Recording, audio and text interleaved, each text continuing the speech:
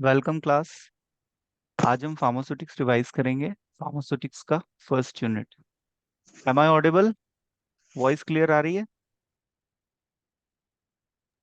Yes sir. Yes okay. Sir. आज हम discuss करेंगे history of pharmacy profession in India.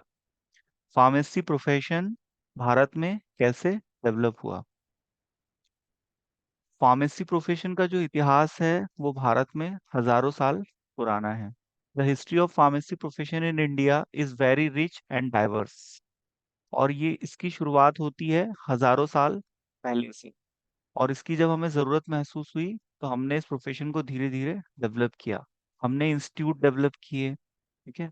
हमने स्टूडेंट्स को ट्रेनिंग देना शुरू किया। फार्मास्यूटिकल इंडस्ट्रीज एस्टेब्लिश की। फिर हमने कॉलेजेस में बच्चों को ट्रेनिंग देना शुरू किया जिसमें D pharma, B pharma, M pharma जैसे कोर्सेज लॉन्च किए। तो यदि हम इसकी हिस्ट्री को समझना चाहें स्टेप बाय स्टेप तो हम सबसे पहले चलते हैं एंशियंट पीरियड में। एंशियंट पीरियड मतलब जहां से फार्मेसी की जड़ की शुरुआत हुई है। वो बहुत साल पहले, around 2500 BC, before Christ, medicine plant से ऑब्टेन की जाती थी और डिजीज की हीलिंग में, डिजीज के ट्रीटमेंट में यूज की जाती थी। तो सबसे पहले पहला जो सोर्स ऑफ मेडिसिन है वो है प्लांट। तो डिफरेंट प्लांट्स में डिफरेंट मेडिसिनल एक्टिविटी होती है। प्लांट्स के जो सेकेंडरी मेटाबोलाइट्स हैं, एल्केलॉइड्स हैं, ग्लाइकोसाइड्स हैं, टैनिन्स हैं। प्लांट का जो डिफरेंट पार्ट है, रूट्स है, फ्लावर्स हैं, बार्क है, इसमें मेडिसिनल प्रॉपर्टीज होती थी। तो इससे डोज को तैयार किया जाता था नेचुरली और मेडिसिन को पेशेंट को दिया जाता था। तो ये आपका एंशियंट पीरियड हुआ। तो इसमें चरक ऋषि हुए जिन्होंने चरक संहिता लिखी। और नागार्जुन हुए, सुश्रुत हुए। सुश्रुत ने सर्जरी को डेवलप किया। तो इन महर्षियों ने धीरे धीरे मेडिसिन को डेवलप करना और उनको डेवलप करने के मेथड्स को लिपिबद्ध किया। और इनकी हेल्प से इसको as a reference book consider करके मेडिसिन बनाई जाती थी। मोटर पिस्टल का यूज किया जाता था। मोटर पिस्टल में किसी भी ड्रग को पीसा जाता था, क्रश किया जाता था। फिर उसमें प्रॉपर व्हीकल ऐड करके उससे फ्रेशली प्रिपेयर्ड ड्रग तैयार करके मरीजों को दिया जाता था। ये काफी हॉलिस्टिक अप्रोच थी। रामायण काल में आपने देखा होगा, महाभारत काल में वैद हुआ करते थे। राजाओं के दरबार में वैद होते थे, जैसे वैद सुषेण। ठीक है। जब लक्ष्मण को शक्ति बाण लगा था तो वैद सुषेण ने उनका ट्रीटमेंट किया था। और हनुमान जी पर्वत उठा के लेके आए थे, संजीवनी बूटी की जरूरत पड़ी थी। तो जो जड़ी बूटियां होती है वो हिली एरियाज में मिलती है, हिल स्टेशंस पे, पहाड़ों पे, पर्वतों पे। तो वहां से जड़ी बूटी ऋषि मुनि कलेक्ट करके लाते थे और उसके बाद उससे फिर मरीज की जान बचा पाते थे। तो ये हो गया आपका एंशियंट टाइम।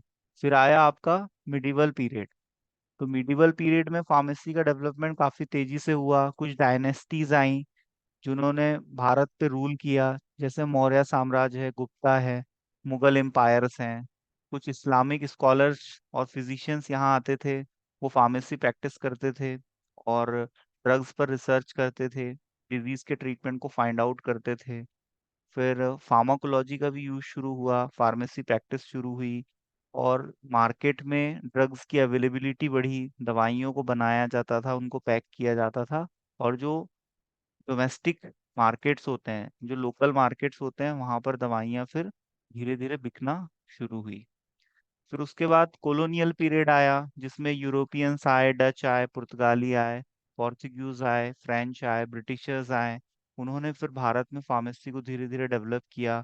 इंडिया में उन्होंने रूल किया। ईस्ट इंडिया कंपनी आई।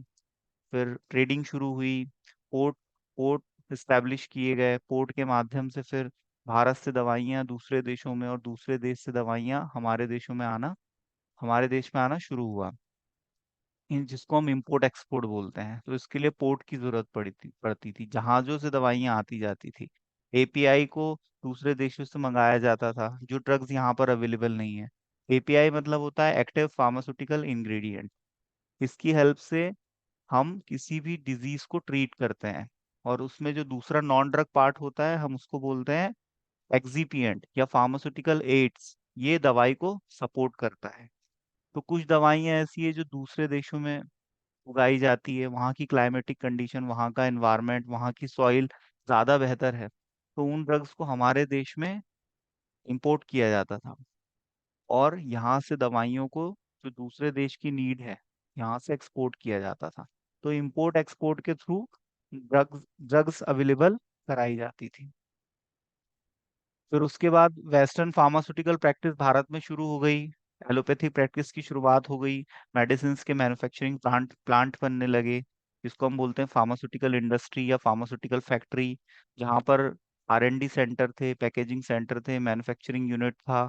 ठीक है, तो ये इस तरह से धीरे धीरे फार्मास्यूटिकल इंडस्ट्री की और साथ ही साथ एजुकेशन की भी शुरुआत की गई, क्योंकि फैक्ट्री में जो स्किल्ड वर्कर चाहिए, उनको स्किल्स को सिखाने के लिए, स्किल सेट को डेवलप करने के लिए, उनको फार्मेसी प्रैक्टिस का नॉलेज देने के लिए इंस्टीट्यूट की भी जरूरत थी। तो नाइपर बहुत फेमस इंस्टीट्यूट है।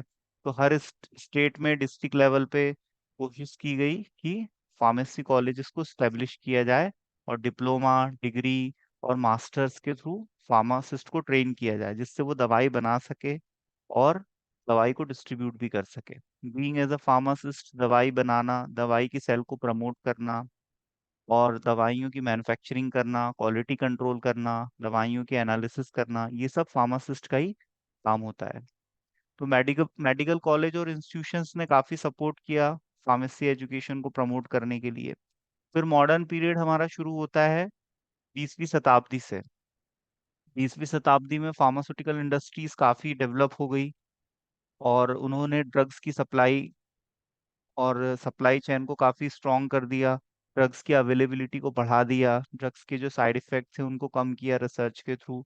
और जितनी भी नई नई डिजीजेस आ रही थी, इनके लिए इन्होंने ड्रग्स को फाइंड आउट किया, रिसर्च किया और उसको प्रॉपर डोजेस फॉर्म में उसकी फॉर्मुलेशन को डेवलप करके मार्केट में लॉन्च कर दिया। तो फार्मास्यूटिकल एसोसिएशन इस्टेब्लिश हुआ 1939 में। ये काफी इंपॉर्टेंट फैक्ट है, ये एग्जिट एग्जाम में पूछा जा सकता है आप लोगों से। आप लोग को एग्जिट एग्जाम देना है तो आप लोग कुछ इंपॉर्टेंट पॉइंट्स से उसके नोट्स बनाया करो, ताकि आपको उनको आप रिवाइज करो तो आपको याद रहे। तो ये IPA कब इंट्रोड्यूस हुआ था? ये 1939 में आया था। ये बहुत इंपॉर्टेंट फैक्ट है, इसको आप याद रखेंगे। और जैसे ही इसका एस्टेब्लिशमेंट हुआ, तो फार्मेसी एजुकेशन, रिसर्च और फार्मेसी प्रैक्टिस को भारत में काफी प्रमोशन मिला, इसका काफी प्रचार प्रसार हुआ, क्योंकि दवाइयाँ बहुत जरूरी है सर्वाइवल के लिए। जब भी कोई व्यक्ति बीमार पड़ता है तो उसको औषधि की जरूरत पड़ती है, तभी वो ठीक हो पाता है, नहीं तो उसकी जान भी जा सकती है। आज सर्वाइवल रेट धीरे धीरे बढ़ रहा है, क्योंकि स्वास्थ्य सेवाएं बढ़ रही हैं, नंबर ऑफ हॉस्पिटल्स बढ़ रहे हैं, नंबर ऑफ मेडिकल स्टाफ बढ़ाए जा रहे हैं।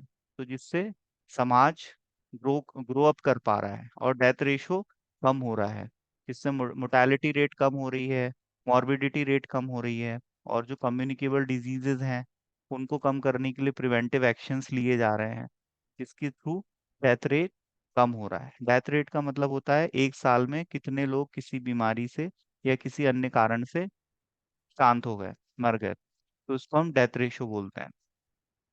तो इंडिया में जब फार्मास्यूटिकल कंपनी स्टैब्लिश की गई, तो API के थ्रू और फार्मास्यूटिकल एड के थ्रू मैन्युफैक्चरिंग हुई और ड्रग्स को बनाया गया, ड्रग्स की पैकेजिंग हुई, ड्रग्स की मार्केटिंग हुई। डॉक्टर्स ड्रग्स प्रिस्क्राइब करते हैं, उसके बाद ही मरीज तक ड्रग पहुंचता है। पहले क्या था, कोई भी किसी को ड्रग देता था तो उससे साइड इफेक्ट होते थे, लोगों की जान चली जाती थी, कंपनियां फेक मेडिसिन बनाती थी।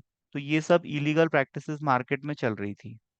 लेकिन आज की डेट में फार्मास्यूटिकल मार्केट को रेगुलेट करने के लिए अथॉरिटीज हैं, FDA है, US FDA है, भारत में ड्रग कंट्रोलर ऑफ इंडिया है। तो ये लोग काफी लगाम कसते हैं, जिससे कि क्वालिटी और गुणवत्ता दवाइयों की मेंटेन की जा सके।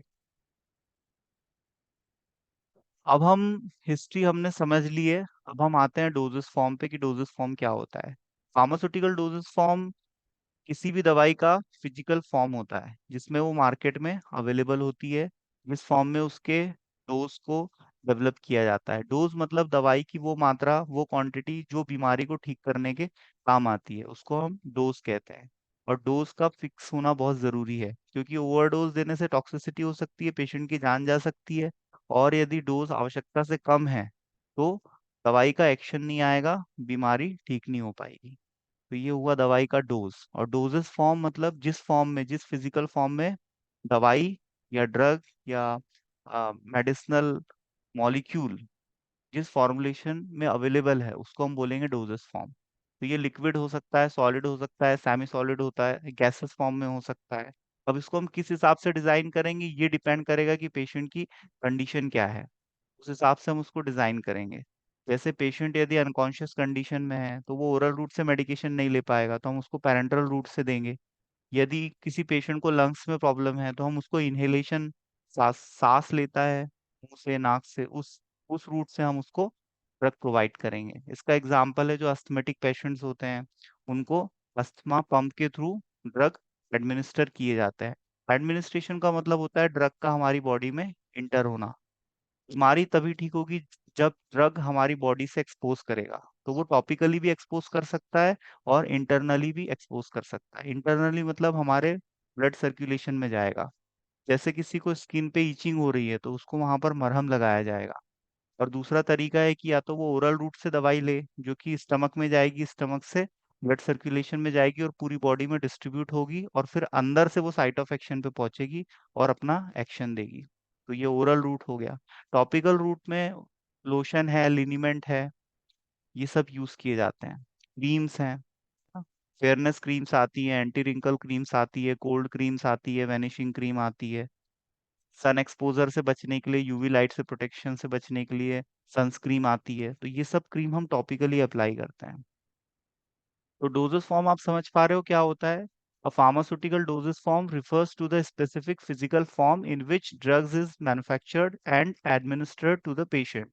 These form can be very widely depend on the drug properties. अब किस ड्रग का हम क्या फॉर्मुलेशन डेवलप करेंगे ये उसकी प्रॉपर्टी पे डिपेंड करता है। यदि वो ऑयल फॉर्म में है और तो हम उसका इमल्शन बना सकते हैं। ठीक है, यदि कोई ड्रग है वो सॉल्युबल है तो हम उसका सिरप बना सकते हैं, सॉल्यूशन बना सकते हैं। यदि कोई ड्रग है वो इनसॉल्युबल इन नेचर है तो हम उसका सस्पेंशन बना लेंगे। तो इस तरह से हम रिसर्च के दौरान ये भी पता करते हैं कि किस ड्रग का हम कौन सा फॉर्मुलेशन डेवलप करेंगे। वैसे तो हमारी कोशिश रहती है कि एक मॉलिक्यूल का हम मेजॉरिटी ऑफ फॉर्मुलेशन डेवलप करें। जैसे आपका पैरासीटामोल सस्पेंशन फॉर्म में भी आता है, पैरासीटामोल इंजेक्शन फॉर्म में भी आता है, इंजेक्टेबल्स में पैरासीटामोल टैबलेट के फॉर्म में भी आता है। तो इसका majority of doses form market में अवेलेबल है। तो जैसी सिचुएशन रहेगी उस हिसाब से हम यूज करेंगे। जैसे इमरजेंसी कंडीशन हमें तत्काल मरीज को रिलीफ देना है, उसको बहुत ज्यादा फीवर आ रहा है ना, तो हम उसको पैरेंटल रूट से देंगे। आईवी रूट से यदि हम उसको पैरासीटामोल देंगे तो उसका फीवर बहुत जल्दी कम होगा, क्योंकि इसमें बायो अवेलेबिलिटी भी 100% रहती है और ड्रग का एक्शन भी फास्ट आता है। ठीक है, लेकिन इसका डिसएडवांटेज ये है कि ये थोड़ा सा एक्सपेंसिव होता है, क्योंकि इसके लिए आपको नीडल और सिरिंज की जरूरत कर पड़ेगी। और नीडल और सिरिंज आप लेने जाओगे तो वो 10 10 रुपए की आएगी। ठीक है, या आप आईवी आईवी रूट से दोगे तो आपको एनएस के साथ देना पड़ेगा, तो आपको एनएस का बॉटल भी खरीदना पड़ेगा, आईवी सेट खरीदना पड़ेगा। और कोई भी स्किल्ड एम्प्लॉय, डॉक्टर, नर्स या जिसको ट्रेनिंग मिली हुई है वही आईवी रूट यूज कर सकता है, वही आपको आईवी रूट से ड्रग दे सकता है। ठीक है, इंजेक्टेबल्स में सेल्फ मेडिकेशन पॉसिबल नहीं है। ये पॉसिबल होता है टैबलेट और कैप्सूल के साथ। टैबलेट कैप्सूल आप फॉलो कर सकते हो पानी के साथ। ठीक है, तो इसमें सेल्फ मेडिकेशन पॉसिबल है। सेल्फ मेडिकेशन का एक मीनिंग ये भी निकलता है कि विदाउट डॉक्टर की कंसल्टेंसी की आपने डायरेक्टली मेडिकल स्टोर से दवाई खरीद के कंज्यूम कर ली, ये भी एक सेल्फ मेडिकेशन का मतलब निकलता है। सेल्फ मेडिकेशन एक अनइथिकल प्रैक्टिस है, ऐसा किसी को नहीं करना चाहिए। इससे मरीज को साइड इफेक्ट हो सकता है और उसकी जान जा सकती है, या साइड इफेक्ट की वजह से उसको एक नई मेडिकल इशू क्रिएट हो सकती है। तो आप डोजेस फॉर्म की डेफिनेशन समझे, डोजेस फॉर्म क्या होता है? इसमें किसी को कोई डाउट है? अब हम डिस्कस करेंगे फार्मास्यूटिकल डोजेस फॉर्म के एग्जांपल्स, जिसमें टैबलेट्स आते हैं। टैबलेट सॉलिड डोजेस फॉर्म होता है जो कि कंप्रेशन के थ्रू बनाया जाता है, और इसमें एपीआई और एक्सिपिएंट प्रेजेंट होता है।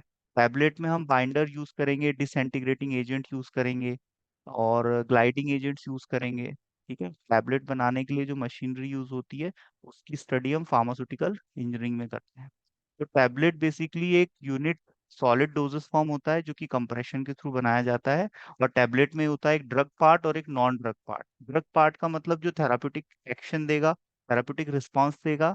और नॉन ड्रग पार्ट जो केवल ड्रग के एलिगेंस को बढ़ाएगा, ड्रग को ब्यूटिफाई करेगा और ड्रग को डिसोल्यूशन और डिसइंटीग्रेशन में हेल्प करेगा और ड्रग की स्टेबिलिटी को बढ़ाएगा। तो ड्रग की स्टेबिलिटी को बढ़ाने के लिए हम ड्रग पे कोटिंग भी कर सकते हैं। फिल्म कोटिंग होती है, पॉलीमर की कोटिंग कर देते हैं। तो ये कोटिंग एक टेक्नोलॉजी होती है जो बिटर टेस्ट को मास्क करने के काम आती है। यदि कोई ड्रग काफी बिटर है, हम उसको ओरल रूट से लेंगे तो उसके कड़वेपन की वजह से हमें उल्टी हो सकती है या हमें नौजिया, वोमिटिंग की फीलिंग आ सकती है। तो इसको कम करने के लिए हम ड्रग्स की कोटिंग कर देते हैं जो ओरल रूट से ली जाती है।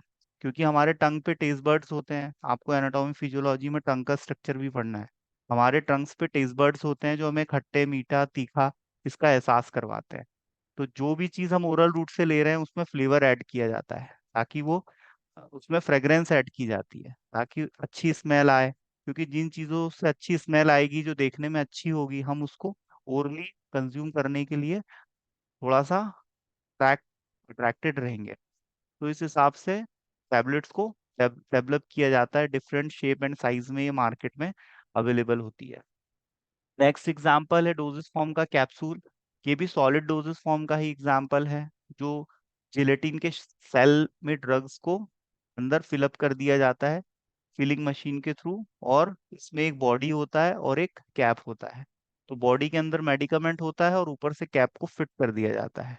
और दो टाइप के आपके कैप्सूल्स होते हैं, एक होते हैं सॉफ्ट जिलेटिन, एक होते हैं हार्ड जिलेटिन। ये दोनों में डिफरेंस एग्जाम में पूछे जाते हैं। प्रीवियस लेक्चर में मैं आपको पढ़ा चुका हूँ।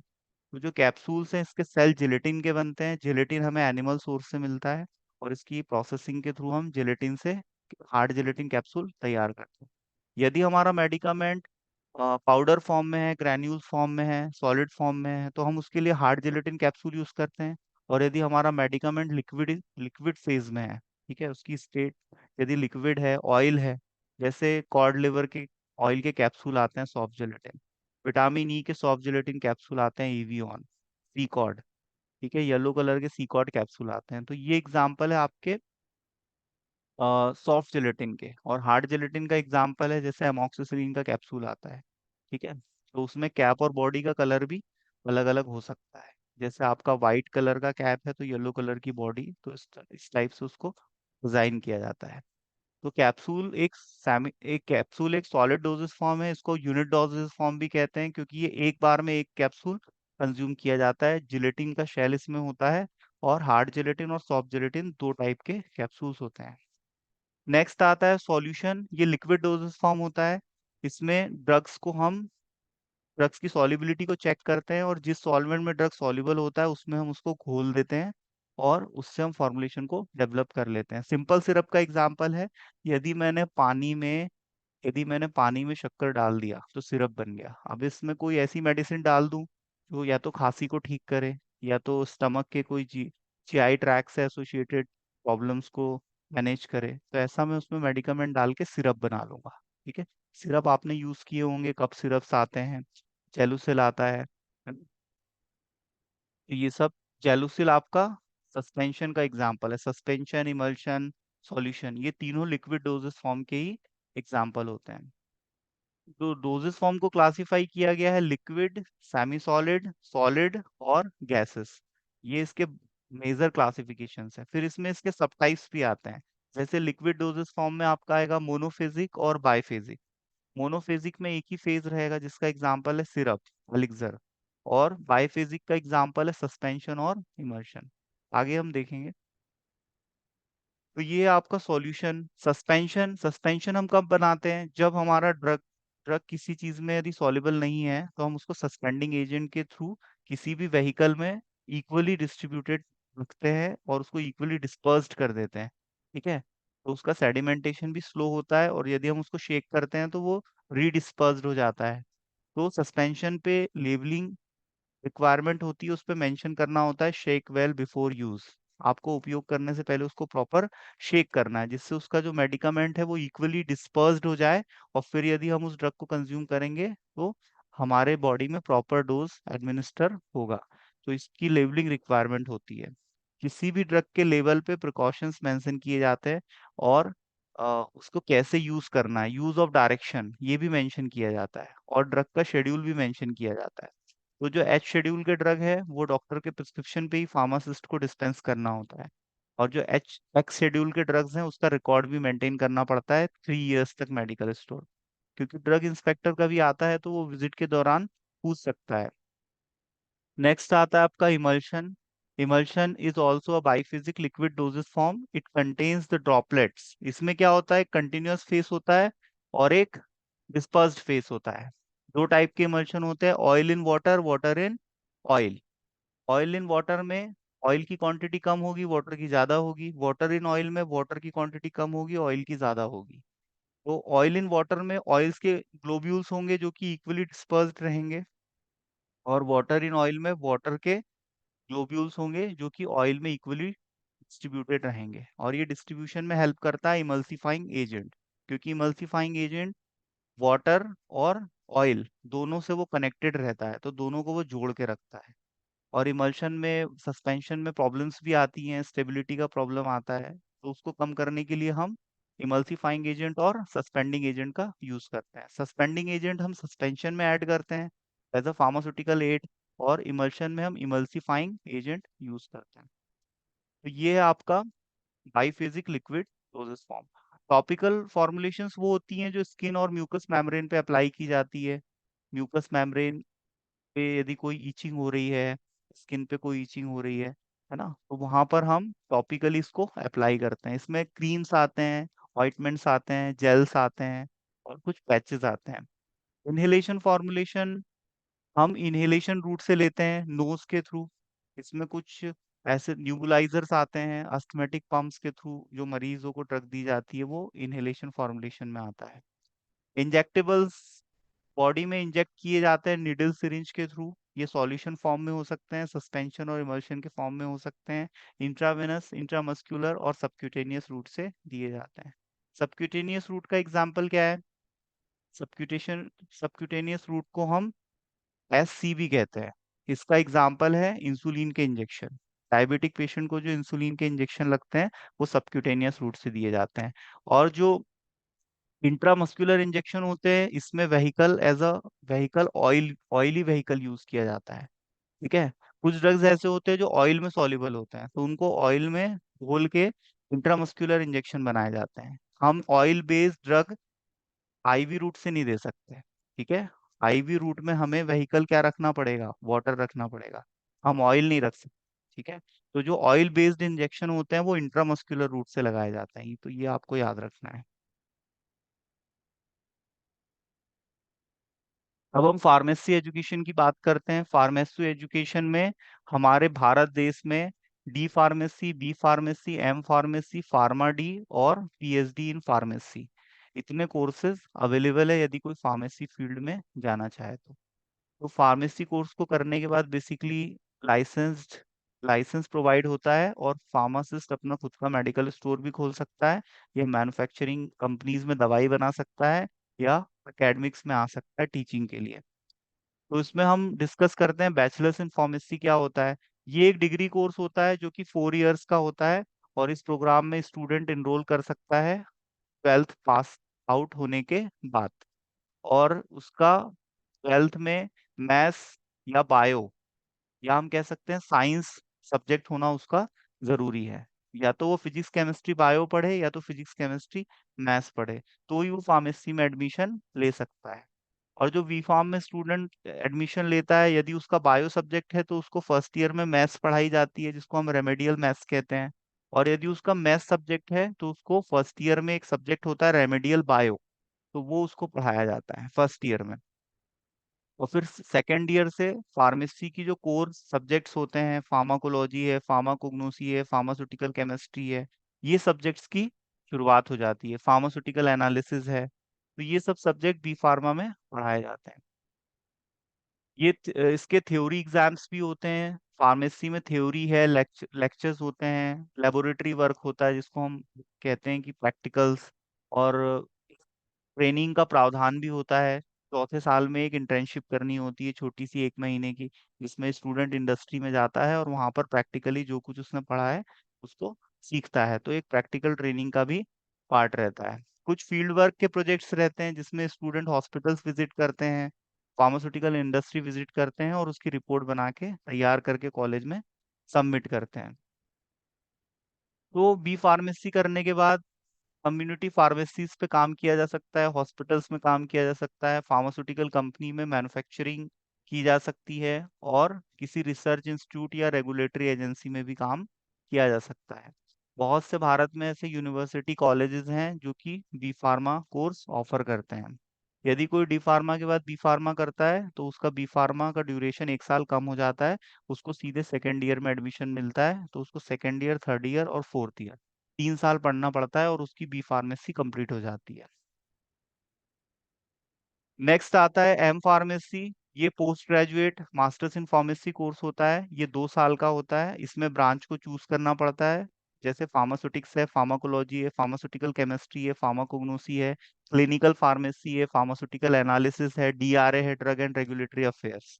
तो ये 5-7 ब्रांचेस होती है जिसमें से एक ब्रांच को चूज करके 2 साल पढ़ाई करनी पड़ती है। तो ये इस आपका है एम फार्मा पोस्ट ग्रेजुएशन, जिसको हम पीजी कोर्स भी बोलते हैं। अब इसका जो कैरिकुलम है, इसका जो कोर्स वर्क है, इसमें आपको पीसीआई सिलेबस इसका प्रोवाइड करता है। और पीसीआई ने बी फार्म का, एम फार्म का और डी फार्मेसी का syllabus all over the India सभी स्टेट्स में सेम कर दिया है। पहले ये अलग अलग था और अब ये सेम हो गया है।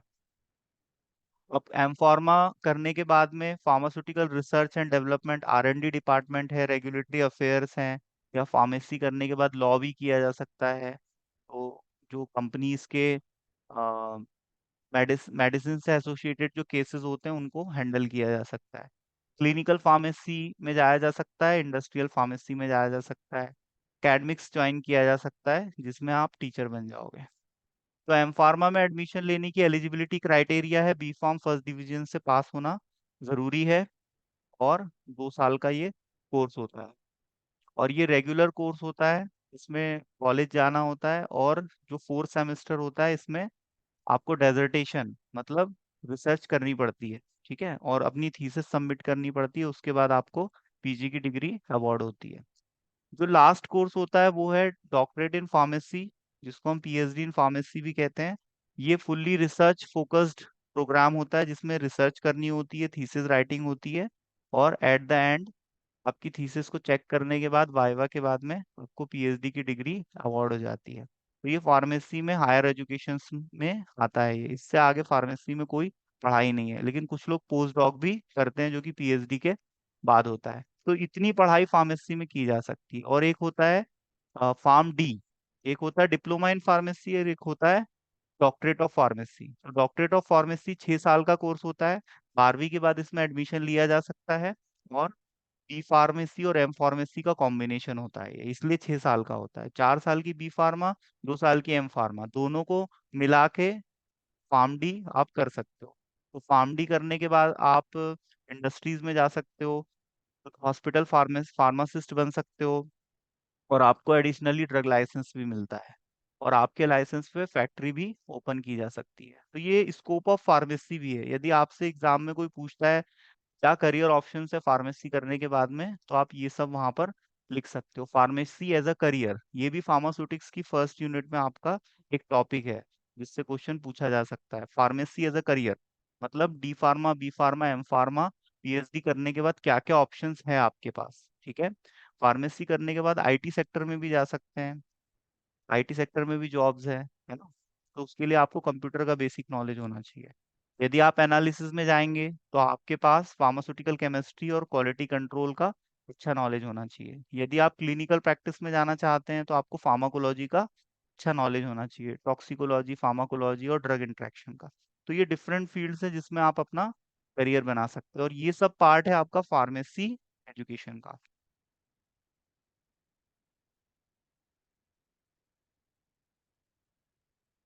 अब हम डिस्कस करते हैं PCI, pharmacy council of India pharmacy के लिए रूल्स एंड रेगुलेशंस बनाता है।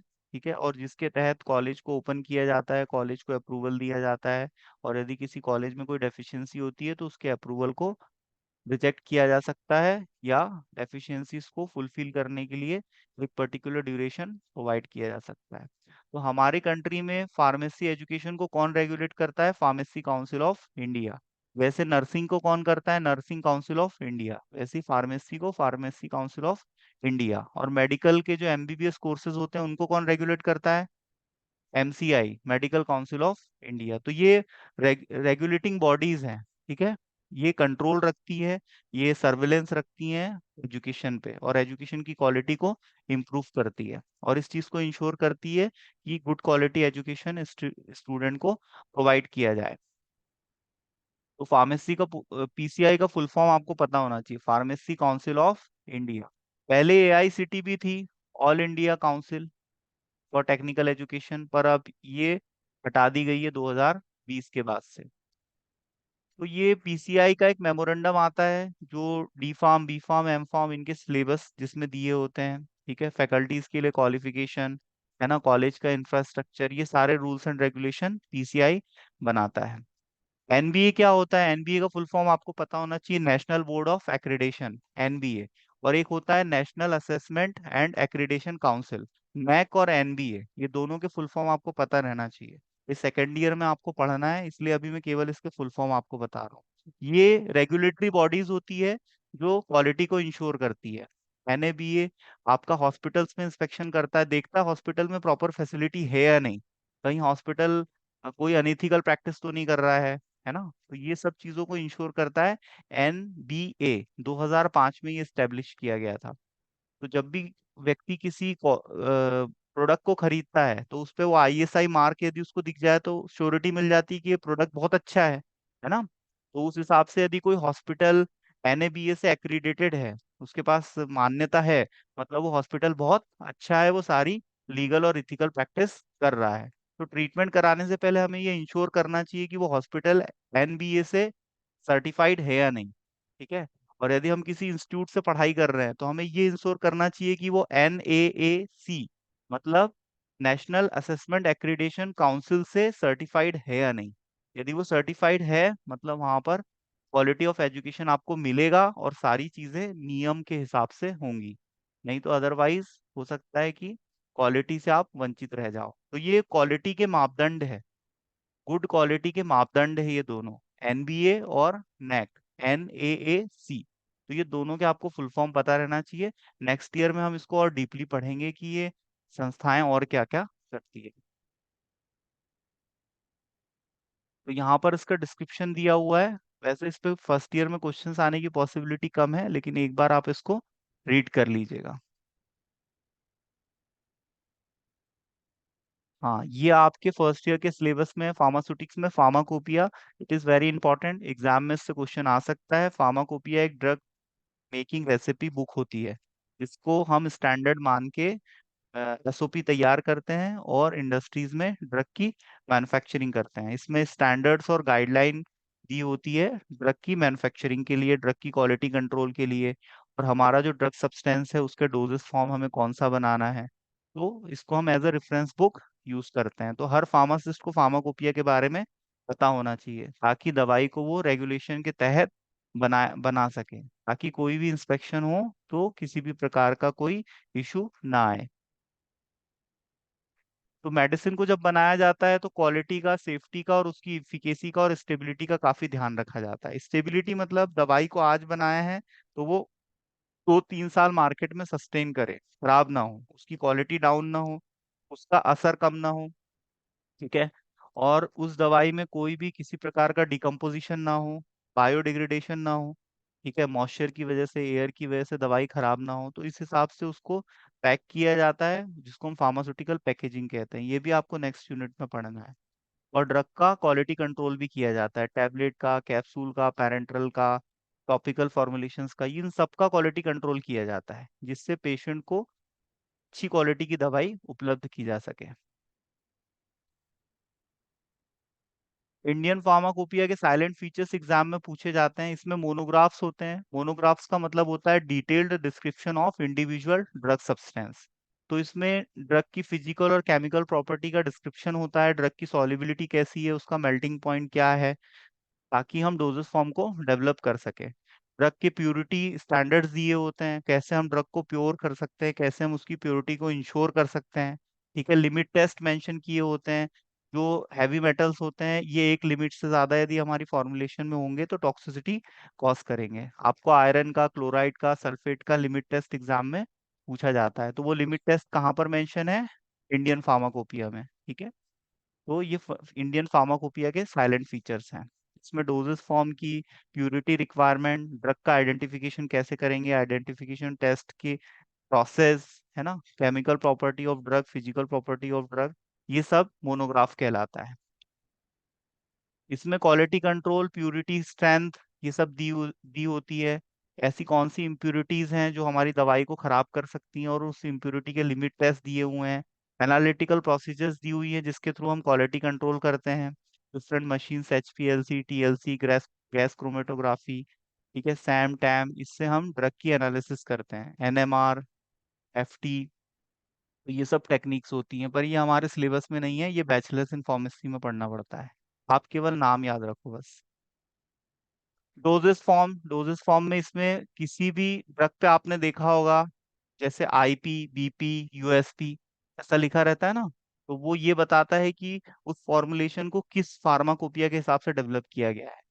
Indian pharmacopoeia, United states pharmacopoeia, British pharmacopoeia, European pharmacopoeia, international pharmacopoeia, ये सब फार्माकोपिया के टाइप्स हैं। हर कंट्री की अपनी फार्माकोपिया होती है, और वहाँ की कंपनियां अपने देश की फार्माकोपिया के हिसाब से या किसी दूसरे देश की फार्माकोपिया के हिसाब से अपनी SOP को डेवलप करके ड्रग्स की मैन्युफैक्चरिंग करती है, और वो मैंडेटरी है कि वो मेंशन करे कि वो ड्रग उसने किस फार्माकोपिया के हिसाब से बनाया है। ठीक है, तो आप कोई भी ड्रग देखोगे तो उस पे आपको फार्माकोपिया का नाम जरूर नजर आएगा, तो आप ये प्रैक्टिकली करके देखना।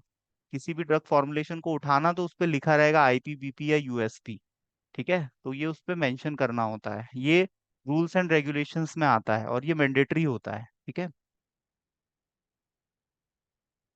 लेबलिंग और पैकेजिंग, फार्माकोपिया में ये भी दिया होता है कि किस प्रोडक्ट को आपको कैसी पैकेजिंग करनी है, कौन सा पैकेजिंग मटेरियल यूज करना है, क्योंकि पैकेजिंग मटेरियल और हमारा ड्रग, ये दोनों के बीच में कंपैटिबिलिटी होनी चाहिए, नहीं तो हमारा ड्रग खराब हो जाएगा। तो पैकेजिंग के गाइडलाइंस भी इसमें दिए हुए हैं, ड्रग को हमें कैसे स्टोर करना है, ड्रग की हैंडलिंग कैसे करनी है, लेबलिंग कैसे करनी है, पैकेजिंग कैसे करनी है, ताकि हमारे ड्रग की इफिकेसी, सेफ्टी मेंटेन रहे। ठीक है, तो ये लेबलिंग और पैकेजिंग रिक्वायरमेंट।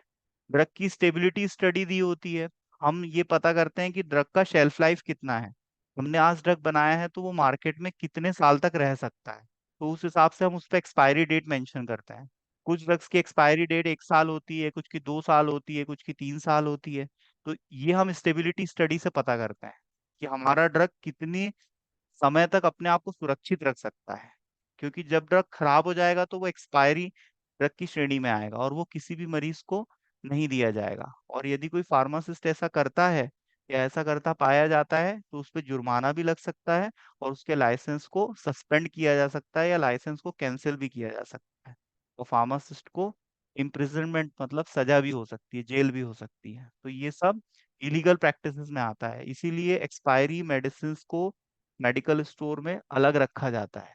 यदि वो सामान्य दवाइयों के साथ में है और यदि गलती से पेशेंट को खिला दी गई तो पेशेंट को या तो साइड इफेक्ट्स आ सकते हैं जिसकी वजह से उसकी जान जा सकती है, या पेशेंट को किसी भी प्रकार का कोई बॉडी में डैमेज हो सकता है। तो स्टेबिलिटी STD भी दी हुई है। फार्माकोपिया समय समय पे पब्लिश की जाती है, इसके वॉल्यूम्स आते हैं, है ना, जैसे IP के वॉल्यूम्स आपको पता होना चाहिए, कब आया था, 1955, 56, है ना, इस टाइप से इसके वॉल्यूम्स आए हैं। और उसमें फिर सप्लीमेंट्री ऐड की जाती है, उसमें अमेंडमेंट्स किए जाते हैं, सुधार किए जाते हैं, समय समय पे नई नई दवाइयाँ आती है उनको ऐड किया जाता है। और उसमें यदि कोई कमियां हैं तो उसको कुछ कोई लूप होल्स हैं, कुछ डेफिशिएंसीज है तो उसको फुलफिल किया जाता है और लेटेस्ट एडिशन को लॉन्च किया जाता है। फार्माकोपिया के एडिशंस हमें पता होना चाहिए और वो किसकी चेयरमैनशिप में आए हैं, और फार्माकोपियल कमीशन कब आया है, ये सब इंपॉर्टेंट ईयर्स हैं, ये हमें पता होना चाहिए। अब नेक्स्ट आता है हमारा रूट ऑफ ड्रग एडमिनिस्ट्रेशन। ऐसे रूट्स जिनके थ्रू हमारी बॉडी में ड्रग को एडमिनिस्टर किया जाता है उसको हम रूट ऑफ एडमिनिस्ट्रेशन कहते हैं। और ये ड्रग की फिजिकल और केमिकल प्रॉपर्टी पे डिपेंड करता है, पेशेंट की कंडीशन पे डिपेंड करता है कि हम उसको किस रूट से ड्रग देंगे। हमारे ड्रग की इफिकेसी अच्छी होनी चाहिए और उसका सेफ्टी प्रोफाइल अच्छा होना चाहिए। पेशेंट को कम से कम साइड इफेक्ट होना चाहिए और उसकी डिजीज में उसको रिलीफ जल्दी मिलना चाहिए। इस हिसाब से हम रूट ऑफ एडमिनिस्ट्रेशन का चुनाव करते हैं। ओरल रूट से ड्रग दी जाती है, ये काफी ट्रेडिशनल रूट है जिसमें माउथ के थ्रू और आपका माउथ के थ्रू सॉलो की जाती है ड्रग, जो कि हमारे जीआई ट्रैक में जाती है और जीआई ट्रैक से लिवर में जाती है और लिवर से हमारे ब्लड सर्कुलेशन में जाती है। तो जो ड्रग हम ओरल रूट से लेते हैं उसका फर्स्ट पास मेटाबॉलिज्म होता है, उसके बाद में ही वो ब्लड में इंटर करती है और सिस्टमिक सर्कुलेशन में जाके अपना एक्शन देती है। तो ये है हमारा oral route. Sublingual route, sublingual route में हम दवाई को हमारे टंग के नीचे रखते हैं, तो उसका फर्स्ट पास मेटाबॉलिज्म नहीं होता। यहाँ पर ब्लड का फ्लो अच्छा होता है, तो ड्रग यहाँ से अवशोषित होकर सीधे ब्लड में जाती है और पूरी बॉडी में डिस्ट्रीब्यूट होती है और साइट ऑफ एक्शन पे जाके अपना एक्शन देती है। बकल कैविटी में हम जबड़े, हमारे दांत और हमारा जो चिक होता है इसके बीच में अंदर दवाई को रखते हैं। जहाँ जो लोग गुटखा खाते हैं तो गुटखा फंसाते हैं ना, तो वहां पर दवाई को रखा जाता है और वहीं से दवाई अवशोषित हो जाती है। ठीक है, तो चिक के बीच में और गम के बीच में यहाँ पर ड्रग को रख लिया जाता है और वहीं से वो एब्जॉर्ब होती है। ठीक है, तो ये है आपका बकल रूट। नेक्स्ट आता है इनहेलेशन रूट। इनहेलेशन रूट में इनहेलेशन के थ्रू ड्रग्स कंज्यूम किए जाते हैं जो कि लंग्स में इंटर करते हैं और लंग्स में इंटर करने के बाद में ब्लड स्ट्रीम में आते हैं, सिस्टमिक सर्कुलेशन में आते हैं और अपने एक्शन को प्रोवाइड करते हैं। हमारे लंग्स में भी ब्लड की सप्लाई काफ़ी अच्छी होती है, वहाँ पर भी काफ़ी वस्कुलर ब्लड फ्लो अच्छा होता है, तो वहाँ से भी ड्रग हमारी बॉडी में डिस्ट्रीब्यूट हो जाता है। इंट्रावेनस के थ्रू हमारे हार्ट से कनेक्टेड होते हैं आर्टरी और वेन्स। वेन्स में प्योर ब्लड ऑक्सीजनेटेड ब्लड बहता है और आर्टरी में आपका डीऑक्सीजनेटेड ब्लड बहता है। आर्टरी काफी डीप होती है इसलिए ज्यादातर इंजेक्शंस वेन्स में दिए जाते हैं, क्योंकि वेन्स बॉडी के सुपरफिशियली पार्ट पे इजीली आइडेंटिफाई की जा सकती है। तो आईवी रूट में बायो अवेलेबिलिटी 100% होती है, onset of action very fast होता है। ठीक है, और जो एक्सपेंसिव ड्रग्स होते हैं वो कोशिश किया जाता है कि आईवी रूट के थ्रू दिया जाए, और ये रूट इमरजेंसी कंडीशन में भी यूज किया जाता है। इससे लार्ज वॉल्यूम पैरेंटल्स को भी बॉडी में इंट्रोड्यूस किया जाता है, जिसका एग्जांपल है नॉर्मल सेलाइन, आरएल और डीएनएस। एक्सट्रोज और D5 D10 ये जो बॉटल्स आती हैं ये आईवी रूट से ही दी जाती हैं। जो ऑयल बेस्ड इंजेक्शन होते हैं वो हमारे ग्लूटॉइड मसल्स हैं या डेल्टॉइड मसल्स में मास में लगाए जाते हैं निडल सिरिंज की हेल्प से। इनको हम इंट्रामस्कुलर कहते हैं और ये 90 के एंगल पे लगाए जाते हैं और इनका डोज 3 ml से ज्यादा नहीं होना चाहिए। सबक्यूटेनियस रूट का एग्जाम्पल है इंसुलिन के इंजेक्शन, डायबिटिक पेशेंट को लगाए जाते हैं और ये स्किन की जो लेयर होती है उसमें ये इंजेक्शन लगाए जाते हैं। टॉपिकल का एग्जाम्पल है ऐसे ड्रग्स जो कि हमारे स्किन पे अप्लाई किए जाते हैं और ये लोकल एक्शन देते हैं। दांत खाज खुजली में जो हम क्रीम लोशन लगाते हैं उस वो इस श्रेणी में आते हैं। ऑइंटमेंट, पैचेस, जेल्स, वो सब इसमें आते हैं। आई ड्रॉप्स और ईयर ड्रॉप्स। ट्रांसडर्मल के केस में हम क्या करते हैं, स्किन की जो लेयरिंग होती है उसमें हम एक पैच इंट्रोड्यूस करते हैं और उस पैच से धीरे धीरे ड्रग रिलीज होता है और एक मिनिमम लेवल को अचीव करता है और ऑप्टिमम कंसंट्रेशन ब्लड में ड्रग की बनी रहती है, जिससे हमें लंबे समय तक एक्शन मिलता है ड्रग का और फ्रीक्वेंटली हमें ड्रग कंज्यूम नहीं करना पड़ता। तो transdermal novel drug delivery system का एक एग्जाम्पल भी है जिसमें जो मॉडर्न एज में यूज किया जाता है। यदि किसी मरीज को डेली डेली ड्रग खाना है 15 दिन तक या 1 महीने तक, तो उसको हम पैच इंसर्ट कर देते हैं और उस पैच में छोटे छोटे टैबलेट्स होते हैं जो कि टाइम पे डिसॉल्व होकर रिलीज होते रहते हैं, तो हमें 1 महीने तक रोज रोज दवाई खाने की जरूरत नहीं है। तो जिन लोग का ट्रीटमेंट लंबा चलता है 6 महीने 3 महीने, तो उनको ये ट्रांसडर्मल पैच लगाए जाते हैं और इसमें नैनो पार्टिकल्स यूज होते हैं, targeted drug drug delivery system. ठीक है, ये सब किस में आता है, नोबल ड्रग डिलीवरी सिस्टम में, जो कि मॉडर्न एज में काफी पॉपुलर है। ये थोड़ा एक्सपेंसिव होता है लेकिन इसका भी काफी प्रचलन धीरे धीरे बढ़ रहा है। तो ये आपका ट्रांसडर्मल पैचेस हो गया। नेक्स्ट, आपसे एग्जाम में पूछा जाता है रूट ऑफ एडमिनिस्ट्रेशन के एडवांटेजेस और डिसएडवांटेजेस। ओरल रूट के क्या एडवांटेज है? ये काफी कन्वीनियंट होता है, नॉन इन्वेजिव होता है, सुटेबल फॉर सेल्फ एडमिनिस्ट्रेशन, मरीज खुद ही दवाई खा सकता है, और इसमें जो ड्रग है वो सस्टेन रिलीज फॉर्मुलेशन के फॉर्म में भी दिया जा सकता है। अब इसके डिसएडवांटेज क्या है? इसमें हो सकता है कि भाई कोई ड्रग हम ऐसा ले जो हमारे गैस्ट्रिक म्यूकस में, म्यूकोसा में इरिटेशन कॉज करे, जिसकी वजह से हमें वोमिटिंग हो सकती है। कुछ ड्रग्स ऐसे हैं जिनका फर्स्ट पास मेटाबॉलिज्म होगा तो वो ड्रग डिस्ट्रॉय हो जाएंगे, तो वो ड्रग हम आईवी रूट से देते हैं। फॉर एग्जांपल ऑक्सीटोसिन, और जो हार्मोनल ड्रग्स आते हैं वो इंजेक्टेबल्स के फॉर्म में दिए जाते हैं, जैसे इंसुलिन इंजेक्टेबल्स के फॉर्म में दिया जाता है, इंसुलिन के टैबलेट्स नहीं आते, क्योंकि इंसुलिन हार्मोन आपके प्रोटीन से बनते हैं और बॉडी उस प्रोटीन को डिस्ट्रॉय कर देती है, लीवर उसको मेटाबोलाइज कर देता है। तो ऐसे ड्रग्स जिनको हमें फर्स्ट पास मेटाबॉलिज्म से बचाना है उनको हम आईवी रूट से देते हैं। और ऐसे ड्रग्स जो कि गैस्ट्रोइंटेस्टाइनल ट्रैक में इरिटेशन कॉज करते हैं, जो वोमिटिंग वोमिटिंग का कारण बन सकते हैं, तो उनको भी हम ओरल रूट से नहीं देते। और कुछ ऐसे ड्रग्स होते हैं जो कि ओरल रूट से लिए जाने पर उनकी बायो अवेलेबिलिटी बहुत कम हो जाती है, मतलब वो सर्कुलेशन में नहीं पहुंच पाते, लीवर उसको रेजिस्ट करता है, तो ऐसे ड्रग्स को भी हम पैरेंटल रूट से देते हैं। सबलिंगुअल रूट का एडवांटेज क्या है? इसमें हमें रैपिड ऑनसेट ऑफ एक्शन मिलता है। ऑनसेट ऑफ एक्शन मतलब होता है कि एक्शन आने में कितना समय मिल रहा है। जैसे मैंने अभी दवाई खाई और एक्शन आ रहा है 15 मिनट बाद, तो ये जो 15 मिनट है ये ऑनसेट ऑफ एक्शन है। मतलब एक्शन कब इनिशिएट होगा दवाई का, है ना? अभी दवाई खाई तो 1 घंटे में एक्शन आ रहा है, तो वो 1 घंटे ऑनसेट ऑफ एक्शन हो गया। सबसे फास्ट ऑनसेट ऑफ एक्शन होता है पैरेंटल रूट में, क्योंकि उसमें दवाई सीधे ब्लड सर्कुलेशन में जाती है, दवाई का वेस्ट भी कम होता है, तो और इसमें बायो अवेलेबिलिटी भी 100% होती है, जिससे हमारा ड्रग वेस्ट नहीं होता, और फर्स्ट पास मेटाबॉलिज्म भी अवॉइड हो जाता है। सब ये सबलिंगुअल एडमिनिस्ट्रेशन के फायदे होते हैं, क्योंकि हमने ड्रग यहाँ रखा है, पेट में तो गया नहीं है, यहाँ पर रखा और यहीं से अवशोषित हो गया, है ना? तो पेट में नहीं गया तो फर्स्ट पास मेटाबॉलिज्म नहीं होगा, और फर्स्ट पास मेटाबॉलिज्म नहीं होगा तो ड्रग का वेस्टेज भी कम हो जाएगा। ठीक है, तो ये इसके एडवांटेज है। डिसएडवांटेज क्या है? ये इसमें हमें ड्रग का साइज थोड़ा छोटा रखना पड़ता है। ठीक है, दूसरी चीज, ड्रग इरिटेशन कॉज ना करे, नहीं तो हमें वोमिटिंग हो सकती है, डिस्कम्फर्ट हो सकता है हमारी टंग में, हमारे माउथ में, तो उस हिसाब से इसकी जो टैबलेट का साइज है वो छोटा रखा जाता है, ताकि उसको हम इजिली यहाँ रख सके, डिस्कम्फर्ट फील ना हो। इनहेलेशन एडमिनिस्ट्रेशन में ऑनसेट ऑफ एक्शन काफी फास्ट होता है, क्योंकि इसमें डायरेक्टली ड्रग्स हमारे लंग्स में जाके वहां से एब्जॉर्ब होती है। लंग्स में ब्लड का सर्कुलेशन बहुत बढ़िया होता है। रिस्पिरेटरी कंडीशंस जो होती है, मेडिकल कंडीशंस जैसे सीओपीडी है, अस्थमा है, और यूटीआई है, आपका सॉरी आरटीआई है, रिस्पिरेटरी ट्रैक इन्फेक्शन, तो उसके केस में ये ड्रग्स यूज किए जाते हैं।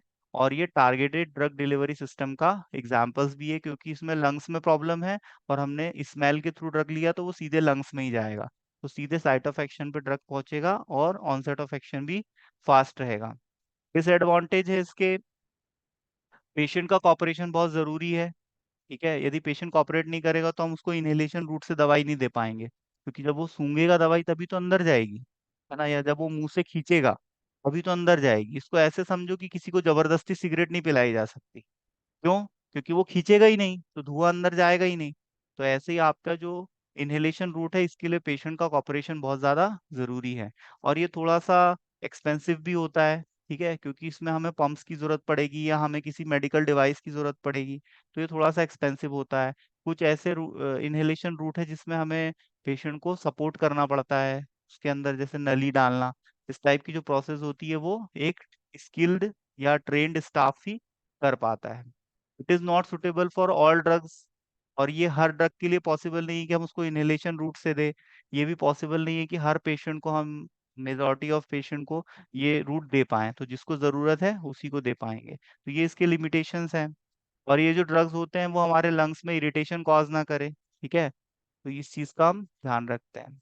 नेक्स्ट आता है आईवी रूट, इसको हम इंट्रावेनस कहते हैं। इसमें onset of action very fast होता है, कंप्लीट बायो अवेलेबिलिटी होती है, और ये सर्जरी के टाइम पे भी मरीज को एनेस्थेसिया देने के लिए यूज किया जाता है। और इसमें ऐसे ड्रग्स दिए जाते हैं जिनकी ओरल रूट से दिए जाने पर बायो अवेलेबिलिटी बहुत कम है, तो हम उनको आईवी रूट से दे देते हैं। इसका डिसएडवांटेज क्या है, थोड़ा सा ये पेनफुल होता है, बहुत हल्का सा, ठीक है, और थोड़ा एक्सपेंसिव होता है। और ये एक इन्वेजिव प्रोसीजर है जिसके थ्रू कंटामिनेशन की पॉसिबिलिटी रहती है। यदि गलत तरीके से इंजेक्शन लगाया जाए मरीज को, तो साइटिका हो सकता है, वहां पर एक डिपोट का फॉर्मेशन हो सकता है, गार्ड बन सकती है, रेडनेस आ सकती है, स्वेलिंग आ सकती है, पेशेंट को कुछ कॉम्प्लिकेशंस हो सकते हैं। तो सही तरीके से टेक्निक से इंजेक्शन लगाना जरूरी है। सेल्फ मेडिकेशन इसमें बिल्कुल पॉसिबल नहीं है। ये ट्रेनिंग जिस स्टाफ को मिली है वही इंजेक्शन लगा पाएगा। आईएम इसी का एक टाइप होता है जो सस्टेन रिलीज फॉर्मुलेशन का इफेक्ट हमारी बॉडी में प्रोड्यूस करता है। जो पुअरली एब्जॉर्ब ड्रग होते हैं ओरल रूट से दिए जाने पर, उनको आईएम रूट से दिया जाता है।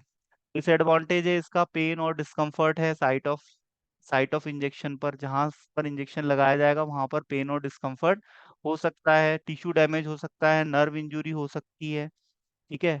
और कंपेरेटिवली आईवी के कंपेयर में आईएम से जो एक्शन है वो स्लो आता है।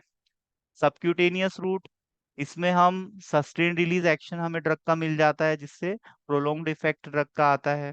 और दूसरा फायदा ये है कि इसमें सेल्फ मेडिकेशन पॉसिबल है, सेल्फ एडमिनिस्ट्रेशन, मतलब जो पेशेंट होते हैं वो अपने आप को अपनी थाई में या अपने स्टमक में सबक्यूटेनियस रूट से इंजेक्शन लगाते हैं, जो डायबिटिक पेशेंट्स होते हैं, तो इसमें सेल्फ एडमिनिस्ट्रेशन पॉसिबल है।